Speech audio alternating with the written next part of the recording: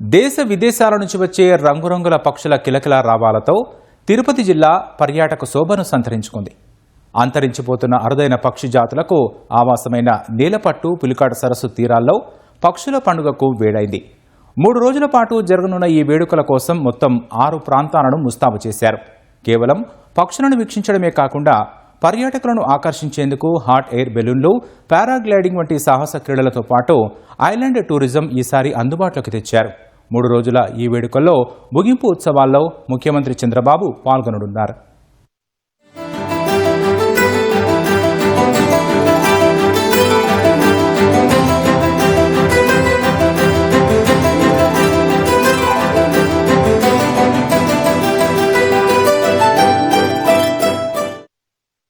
పక్షుల పండుగ flamingo festival ను రాష్ట్ర పర్యాటక శాఖ, అటవీ శాఖ సంయుక్తంగా అత్యంత ఘనంగా నిర్వహిస్తున్నాయి.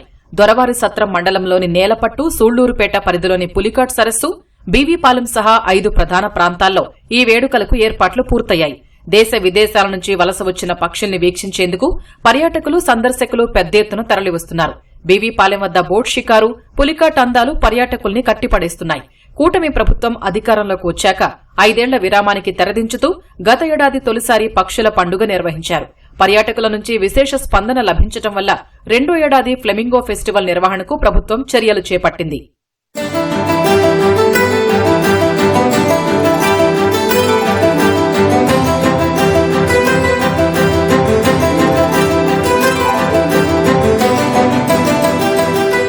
ప్రపంచంలోనే వివిధ దేశాల నుంచి సుమారు 180 రకాల పక్షులు తమ సంతతిని వృద్ధి చేసుకునేందుకు ఇక్కడికి వలస వస్తాయి. భారతదేశంలోనే 2వ అతిపెద్ద ఉప్పునీటి సరస్సు అయిన పులికాట్ పక్షులకు ఆహార కేంద్రంగా ఉంటే, నేలపట్టు చెట్లు వాటి విడిదికి, సంతానోత్పత్తికి ఆలవాలంగా మారాయి. గుడ్లు పెట్టి, పొదిగి, పిల్లలతో తిరిగి తమ దేశాలకు వెళ్లే ఈ అద్భుత ఘట్టం పర్యాటకులకు కనువిందు చేస్తోంది. పర్యాటక రంగాన్ని అభివృద్ది చేయడం ద్వారా స్థానికులకు, ముఖ్యంగా మత్స్యకారులకు ఉపాధి కల్పించాలన్నది ప్రభుత్వ లక్ష్యంగా కనిపిస్తోంది. సాహస క్రీడలు, ప్రత్యేక ఆకర్షణలతో పర్యాటకుల్ని అలరించేందుకు అధికారులు భారీ ఏర్పాట్లు చేశారు. సందర్శకుల సౌకర్యార్థం నేలపట్టు, సూళ్లూరుపేట, బీవీపాలెం వద్ద ఉచిత బస్సులు ఏర్పాటు చేశారు.